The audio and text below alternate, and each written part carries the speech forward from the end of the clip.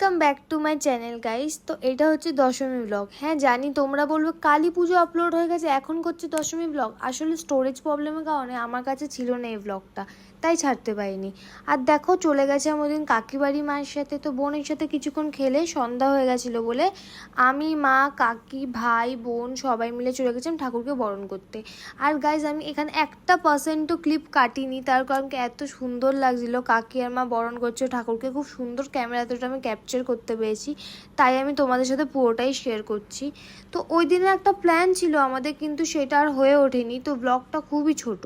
ঠিক আছে, এবার দেখো তারপরে কাকি আর মা বরণ করছিল সবাইকে, লক্ষ্মী গণেশকে। আর আমার বোন এখানে মানে ব্যস্ত হয়ে পড়েছে সিংহ মহিষাসুর সবার সাথে খেলতে। আর তারপরে আমি বই খাতা নিয়ে যাই প্রত্যেক বছর পায়ে ছোঁয়াতে, ছোটোবেলাতে আমি এটা করি, তো এবারও সেটা করি। তারপর অ্যাজ ইউজুয়াল সবাই মিলে সিঁদুর খেলছিল, মা, কাকি, আরও অনেকে ছিল এখানে। তো সবার সাথে মা আর কাকি সিঁদুর খেলছিল, আমি আর বোনু এদিক ওদিক দৌড়াদৌড়ি করছিলাম, ভিডিওগুলো ক্যাপচার করছিলাম যাতে আমি তোমাদের সাথে শেয়ার করতে পারি।